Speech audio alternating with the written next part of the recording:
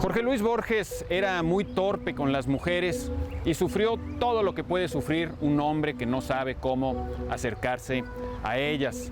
Su literatura tiene la reputación de ser una literatura que rehúye el sentimentalismo y las emociones fáciles.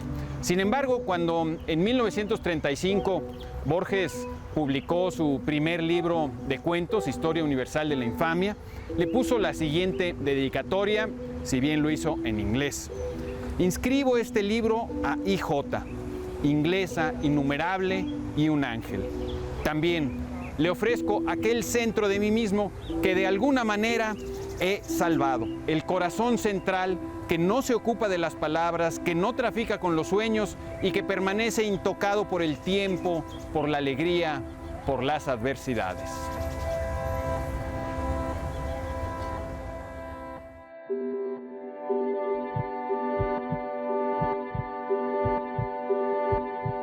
El corazón humano bombea cerca de 8,000 litros de sangre en un día, casi 3 millones de litros en un año. A una pequeña pipa de agua le caben 5,000 litros y a una alberca olímpica reglamentaria 2,5 millones de litros. La capacidad de bombeo del pequeño corazón humano, que pesa menos de 300 gramos, es notable. Y sin embargo, durante la mayor parte de nuestra historia, ignorábamos por completo que el corazón humano se encargase de bombear sangre. Cuando un soldado era muerto en la Ilíada, su aliento se le escapaba por la boca y marchaba al Hades. Los médicos hipocráticos sabían que el corazón tenía válvulas, pero como solo habían examinado los corazones de personas muertas y la sangre deja de fluir después de la muerte, creían que las arterias transportaban aire a través del cuerpo. Por supuesto, habían observado que las heridas sangraban, pero creían que el aire de las arterias era sustituido por sangre que venía de las venas y que pasaba a ellas a través de ciertos poros o vasos.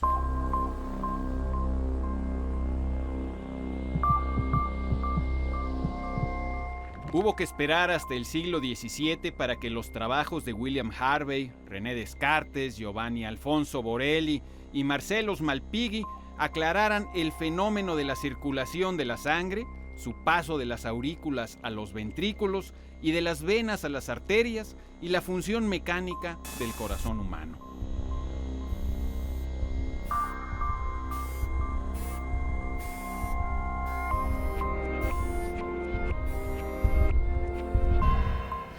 Se ha dicho que esta función no habría podido descubrirse sin la previa invención de la bomba hidráulica de engranajes de Nicolas Grolier de Servières, inventor también, por cierto, de una rueda de libros que mostraba a los curiosos los fines de semana.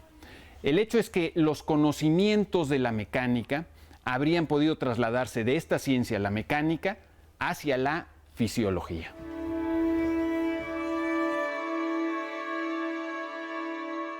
Este tipo de traslaciones era frecuente en aquella época.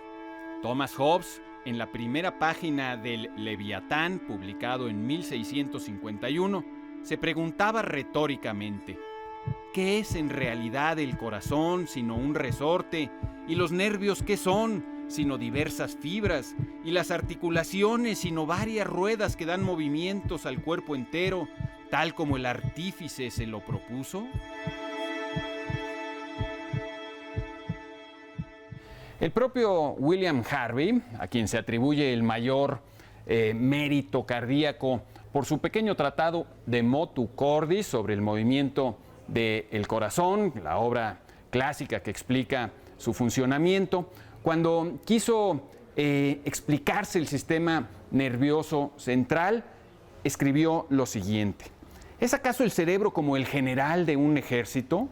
Los nervios que transmiten las órdenes, coronel.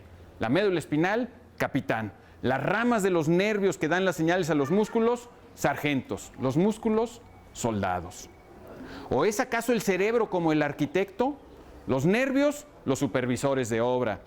Las ramas de los nervios, los maestros de obra. Los músculos, los albañiles.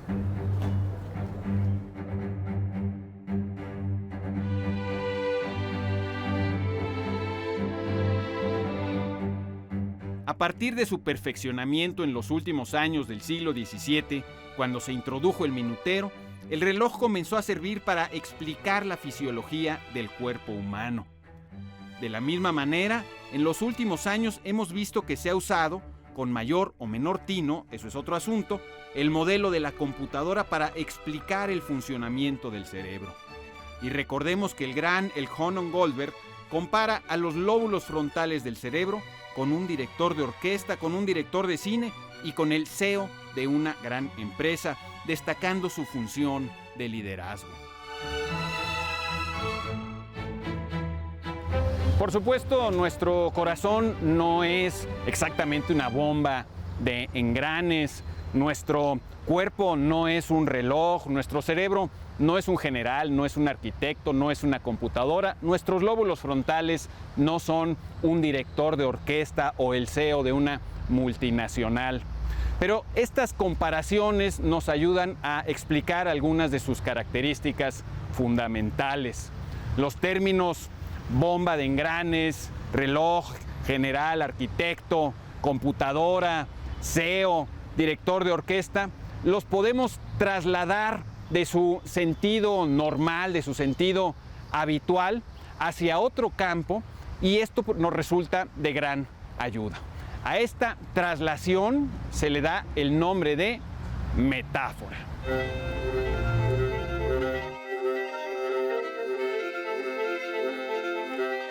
Las metáforas cambian la manera que tenemos de pensar acerca de las cosas.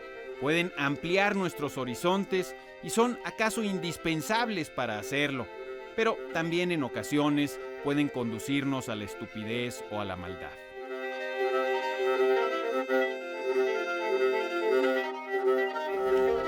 Una tradición cristiana muy antigua afirmaba que Dios había dejado escritos dos libros: la Biblia y la naturaleza. Santo Tomás, en el siglo XIII, resumió esta visión en forma contundente cuando afirmó que los escritos sagrados están encuadernados en dos volúmenes: el de la creación y el de las Sagradas Escrituras.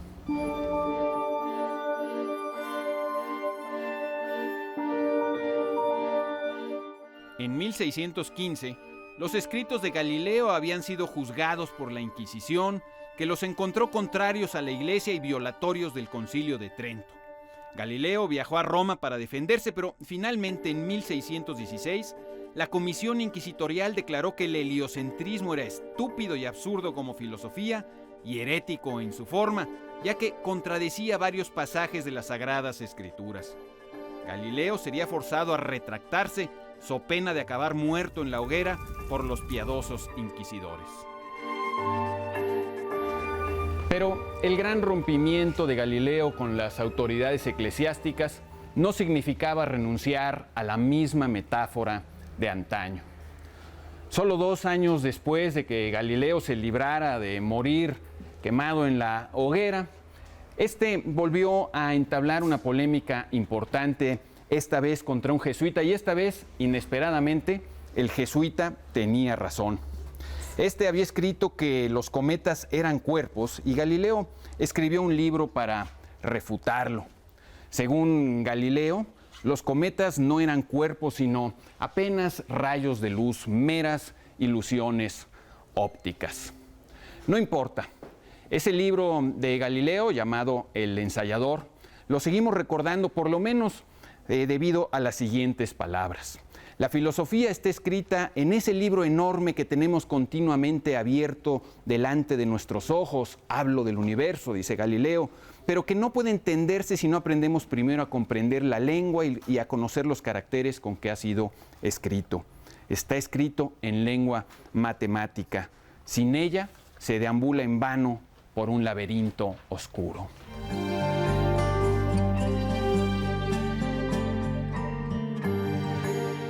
Galileo pudo haber roto con muchas cuestiones de fe, pero la metáfora de la naturaleza como libro siguió en su sitio.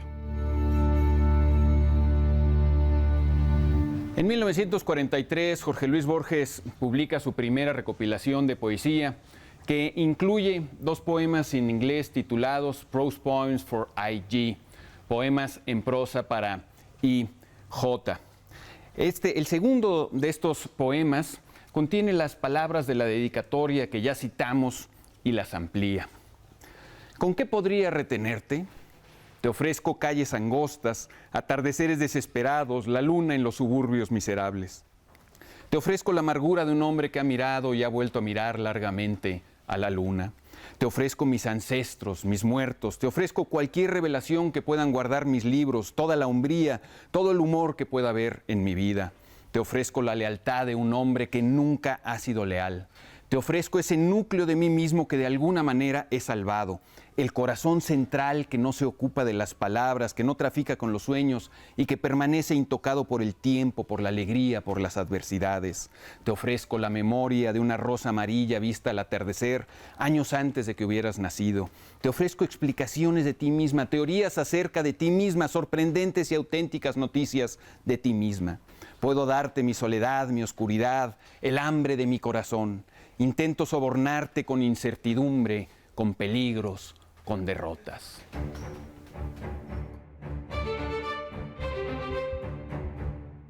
Desde tiempos inmemoriales, por lo menos en Occidente, el corazón ha sido considerado el centro del ser humano, la fuente de la que emanan su voluntad, su entendimiento, sus emociones, su intuición. La única posibilidad de acercarnos a la sabiduría está en aceptar ese ritmo que nos marca nuestro propio corazón, en entregar y en recibir, en mirar hacia afuera y en mirar hacia adentro, en abandonar nuestro centro y en recuperarlo.